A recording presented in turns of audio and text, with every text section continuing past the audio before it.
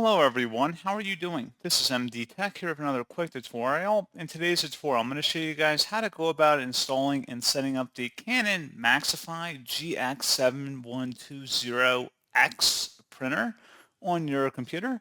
So whether it's a Windows, Mac OS, or Linux device, in today's tutorial I have you covered. And without further ado, let's go ahead and jump right into it. So all you have to do is open up your web browser of choice, doesn't really matter which one. And you just want to go into Google and search for Canon MAXIFY GX7120X support. And one of the best results should be from a Canon support page that says MegaTank GX7120X.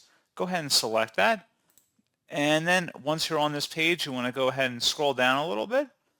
Go underneath where it says Setup and Troubleshooting and select Wireless Help, and then select Wi-Fi Printing.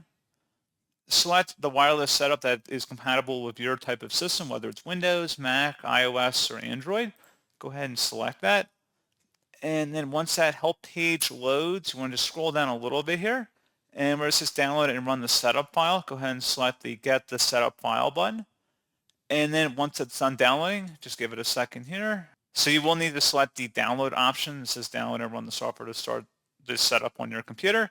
This is actually in the Microsoft Store. So if you go ahead and select the open button, you might have to download the Canon print application, but you can see it's already installed on my end. So I'm just going to go ahead and open that up and then select the setup now button and then go ahead and actually connect to your printer.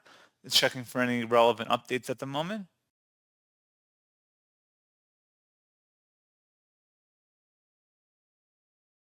And then it should say Verify Publisher, Canon Inc. Select Yes.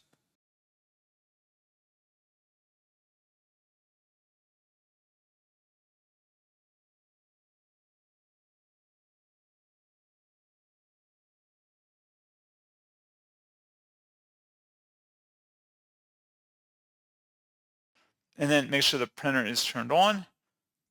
And then once that is done, you would select Next and then follow through with the on-screen prompts here to see if it can detect your printer.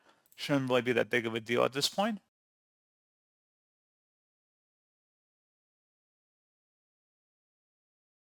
And then you can select Wi-Fi, wireless LAN, or wired LAN connection, or USB connection type, whatever your device type is.